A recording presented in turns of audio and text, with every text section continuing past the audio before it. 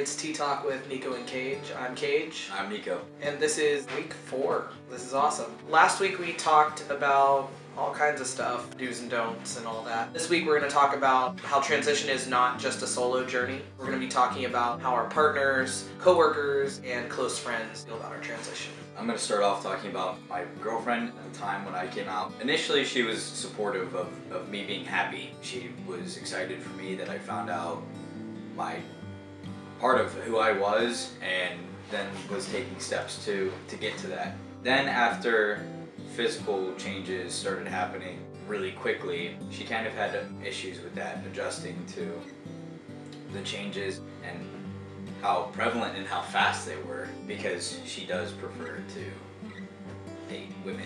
That kind of put some bumps in the road. Then she said that I started to change as a person, that I became too impulsive, more immature.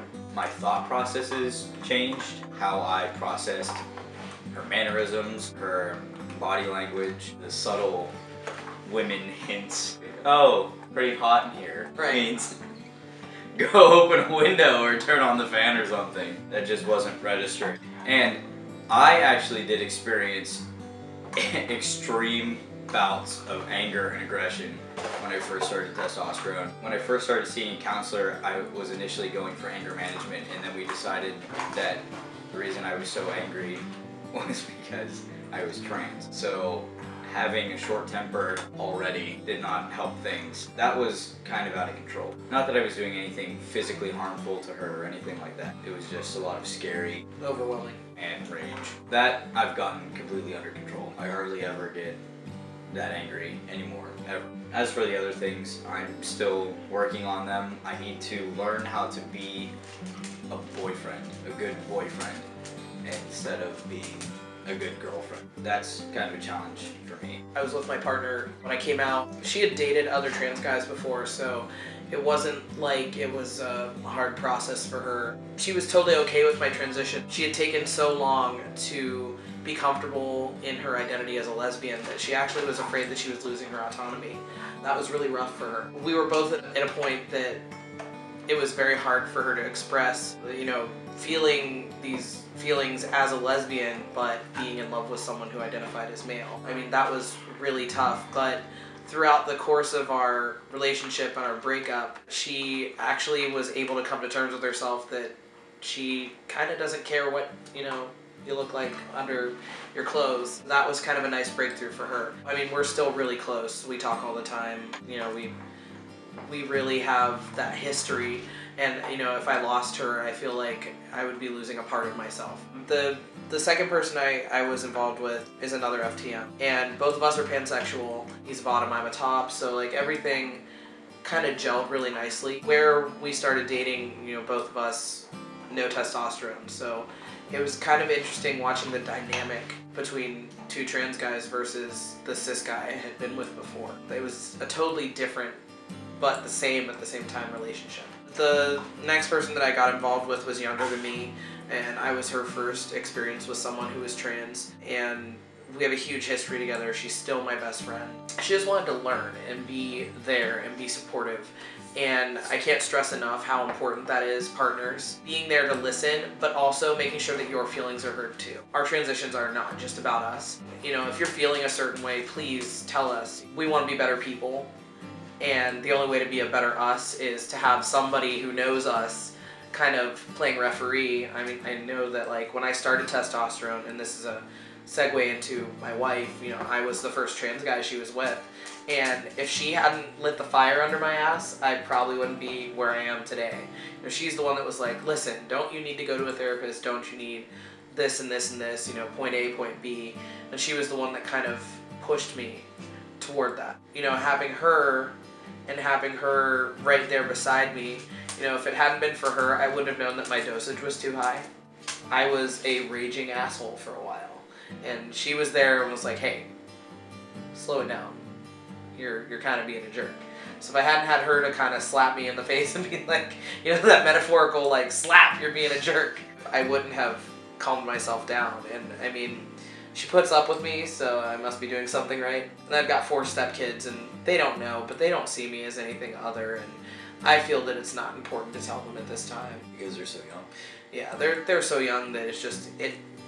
I mean, we talk about gender and stereotypes and how, you know, girls can do whatever they want, boys can do whatever they want. There's no restrictions, and that's really nice. You know, having these little people that listen to what I have to say and respect me as a human being when sometimes adults don't do that. So that's really interesting and awesome. Talking about how things can go at work. I know that we mentioned that briefly last week, coming out at work and what you should say or what you should watch out for. When I came out, I have 2 jobs currently, both part-time since I'm a full-time student. One of them is working at a modern art museum on campus at the university that I attend, and the other is Lowe's. At the museum, it's kind of interesting. It's a small museum. There's only 11 of us on staff, and 3 of us happen to be trans. So that's just unbelievable that there's 3 of us working in that museum that are trans. 1 male to female, and 2 of us are female to male. The other female to male is pre-everything, hormones, operation, everything. Needless to say, the museum is a very safe environment for us. We had absolutely no issues there. We're all art students too, or art-minded, so it's a very liberal environment, and that was no problem. At Lowe's, I was kind of hesitant about coming out there because most of the people that I work with are older men, older straight cis men, and it's kind of small-minded environment. When I knew that I was trans and I knew that I was going to be changing my name and start transitioning with hormones and such, I told my HR manager first, and he was very understanding. He had no issues with it because legally they can't. Right. It says right in our employee handbook, no discrimination whatsoever with anything. Gender expression too? Yeah. That's awesome. Yep, it says right in there. That was fine. He was completely cool. He's like, you know, whenever you get your name changed, let me know, and we'll change all your paperwork in your file. My close friends that I work with, my best friend, he works with me at Lowe's. He's a sergeant in the Army and a police officer, and he is 100% probably one of my biggest supporters. And he said right off the bat that he has my back no matter what. He's like, whenever you want to start using the men's restroom or whatever, if you want me to go in with you for the first time, he's like, you know, no problem, I got you. That's awesome. That was really nice reassurance. All of the guys that I worked with the garden center, they were all really, really cool. Like they had no issues. Then once I actually started taking hormones and changed my name, there was some, I don't even know what to call it. Contention? Cattiness with the older guys in the store. Wow. There was one in particular that started kind of like riling up the troops against me, basically. He would just kind of go around to people and say some stuff to get them all, you know, puffed up and try to, I really don't know what his intentions were exactly. It wasn't anything good. When I found out about it, I told my best friend. He was like, oh, this is not happening. So he told one of our assistant store managers, and our assistant store manager, who's also a good friend of mine, was like, this is absolutely intolerable. This is clearly stated in our policy that this will not happen. This is like a Class A violation and you will be fired for it. So he talked to the HR manager. They did formal interviews with the guy that was trying to cause problems, and basically this is what I was told. I don't know this firsthand, that he was told if he doesn't stop, then he will be terminated indefinitely without question. I haven't had any problems like that since. That was really the only issue I had. I wasn't really concerned about anything happening to me physically when I was using started using the men's restroom at work. My mom was concerned. She just knew that I was gonna get like jumped in the bathroom or after work in the parking lot or something. And I kept telling her, I was like, there are so many guys in the store that have my back. There's absolutely no way that would happen. And if something did happen to me, there would be extreme retaliation. Yeah. Yeah, I wasn't concerned about it at all. So I got really lucky, and that was just really the only bump that I had in the road. I know other people don't have it as easily transitioning in the workplace, but I was, like I said, I got really lucky. When I started working, she was like, welcome aboard, you know, this is awesome. And she was like my biggest champion, but she was really worried about me being on the stock team because it was all guys. All of them were bigger guys than I was, and they could all lift more than I could and do more. And she was like, you know, this stays in your file, nobody needs to know. It's between you, me, and the ops manager, and that's it. And the ops manager was really phobic and really like, she wouldn't even touch my hand. Like, she wouldn't even like pat me on the back or anything like that. It made me feel like I was less than human. And you know, I used the men's restroom, but I would always like sneakily like wait until all the guys were done, because I mean, we were there at 2 a.m. We were there before the store opened. It was only us there. So it was us and a manager. So it was very like odd. And all the guys were like dude bro type guys. Like, I lift, I do this, I'm heavy into football, you know. And there were a couple guys that were really nice, and like I noticed that the team treated like the one guy who was the lead, they treated him differently because he was a little more sensitive, a little softer, kind of like willowy. He was like a very tall, lengthy guy, and they treated him differently. I realized that like stocking wasn't for me. I went to pet care, I did cashier. I asked if I would like to work in the salon, and I was like, sure.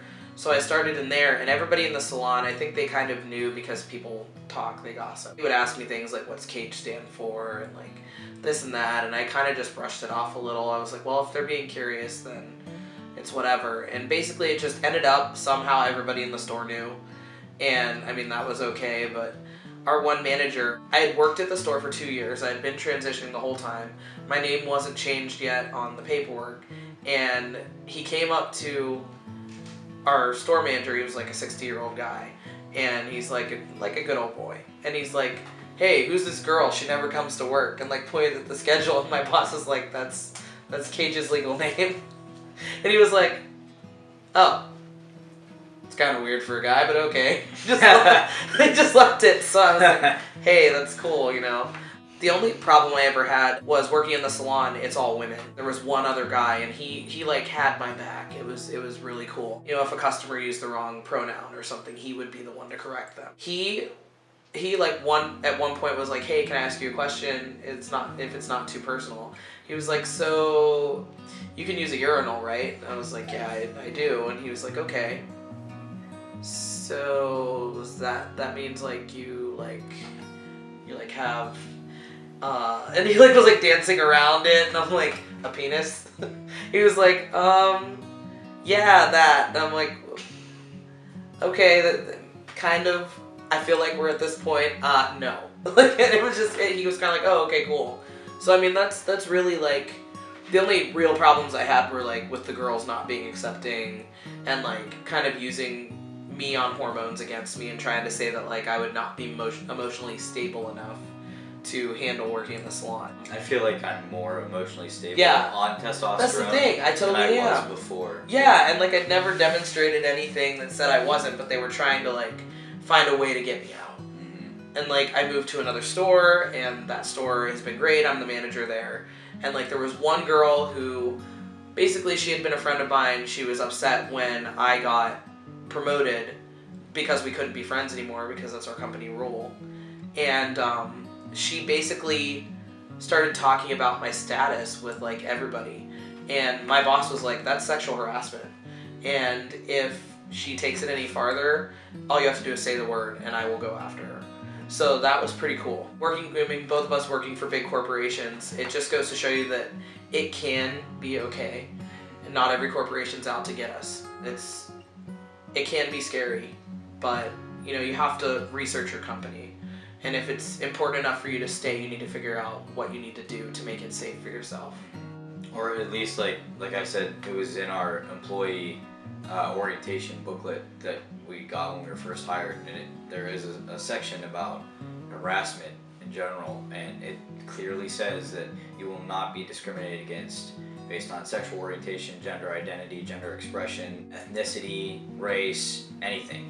Absolutely, there's zero tolerance for it. That's just something to look into. The last thing I want to say is friend groups. Like, my group of friends has kind of evolved, but a lot of my close friends, they sometimes kind of forget my trans status, which is kind of awesome. The friends that I had in high school, who were my close friends when I came out, we were all like nerdy outcasts, and this is like when Facebook first became a thing. So I sent them all a message. The end of the MySpace. Yeah, the realm. end of MySpace, the beginning of Facebook. I sent 9 messages out to 9 different people, and I only received 3 back. Currently, I'm only really in contact with 1 of those people. Just, it kind of hurt to think that I was close to these people and they kind of cast me aside before getting to know who I am. You really can't assume anything. And I always have like a prepare for the worst. Hope for the best, prepare for the worst mindset. Yeah. And I feel like that's what has gotten me through every bit of rejection I've ever faced. So, you know, that being said, I think that's a really good piece of advice that I got from somebody. So, if you can take anything from me, take that. You know, hope for the best, prepare for the worst, no matter what you're doing. That's all we have for you for this week. Next week, we will be posting on Wednesday for sure. This time. And we're out of topics, so you're gonna have to send us something, nicoandcage@gmail.com, or you can leave a comment on this video. Please subscribe if you haven't already, and feel free to share it like wildfire. Absolutely share it. Signing off for Tea Talk with Nico and Cage. I'm Cage, and thanks for stopping by. And I'm Nico, and stay classy.